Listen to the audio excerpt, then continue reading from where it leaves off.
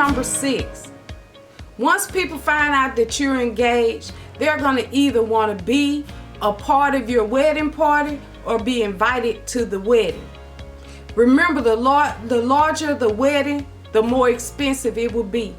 It is important to decide on the number of guests in advance and stick to that number. Tip number 7, wedding party. The number of people you have in your wedding should be limited to 3 or 4 to 5 bridesmaids or 3 to 5 groomsmen. A very large wedding can bring added stress keeping up with everybody during the planning process and make the ceremony very long. Only pick people close to you to be in your wedding party and attend as guests. Tip number 8, wedding colors. Choose a color you want for your wedding party to wear and incorporate in your decoration for your reception. The colors can be chosen based on the time of year, or you can choose your favorite colors. Make sure your colors are popular and easy to find. The best way to choose colors and see if they complement each other is to buy swatches in the type of fabric that you will want to use for your dresses and decor. Buy your fabric from the same company.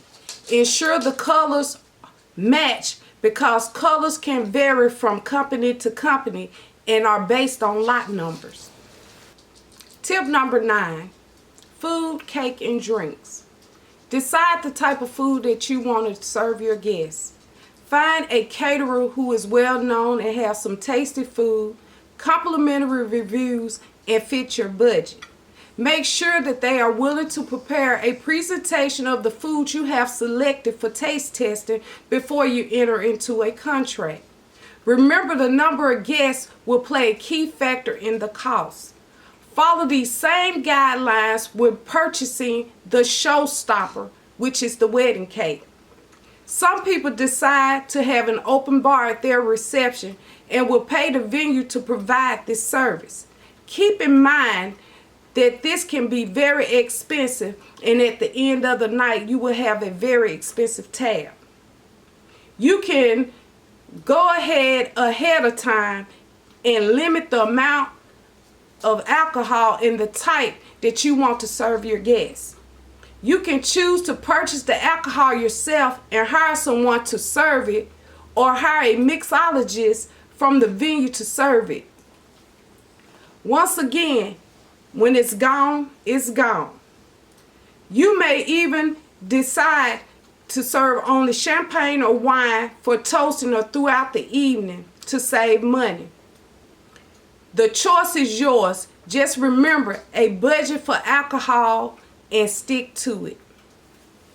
Tip number 10, entertainment and lighting. Entertainment and lighting are very important elements for a reception.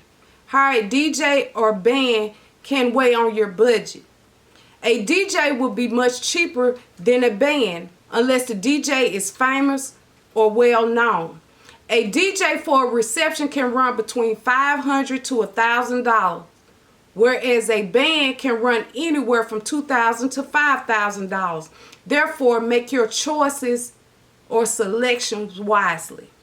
Oftentimes, the venue or the decorator, the DJ or the band will also be able to provide lighting for your reception. Always see which one has the better price. Sometimes the venue or the decorator will provide the lighting for you at little to no cost. Make sure it's included in your contract. Drum roll please. The bonus tip. You get what you pay for. If you are a do-it-yourself bride or someone who hires a wedding planner or a decorator, always weigh out your options of how you want your day to look. If you have never planned a wedding before and want to do it yourself, I still advise you to hire a wedding planner or a consultant to keep you on track and keep you on budget. Do-it-yourself brides often think that if they do it themselves, they will save money. Oftentimes they spend more money than if they hire someone to do it for them. Secondly, they often forget things because they become stressed out trying to handle things on their own. I have seen brides on the day of their wedding at the reception hall decorating and still organizing things that should have already been done. So they become so overwhelmed and tired and trying to do everything that when they're walking down the aisle, they decide, look, I just want all of this to be over instead of enjoying the day from beginning to end. Finally, you get what you pay for. I repeat, you get what you pay for. What that means is you want to stay on budget, but weddings are expensive, and what it costs to hire someone to take on this task, you are going to have to pay for it. I have met brides who have said that they thought that they were getting a good deal for their decor, and on the day of their wedding, they are very unhappy with the end results. Then there have been brides who want celebrity weddings on a shoestring budget. You must be realistic in your expectations and choose things that are the most important to you and pay for it. Remember, the pictures of your special day are forever. And you, like other girls in the world, want that day to be what you envision it would be. So save up, schedule deadlines for what you want to have paid for before the big day. You want to pay for everything in advance and owe no one on the day of your wedding. If you have made it to the end of this video, I would like to thank you for watching. And you can see more chats like these and videos of decorations I have done on different events.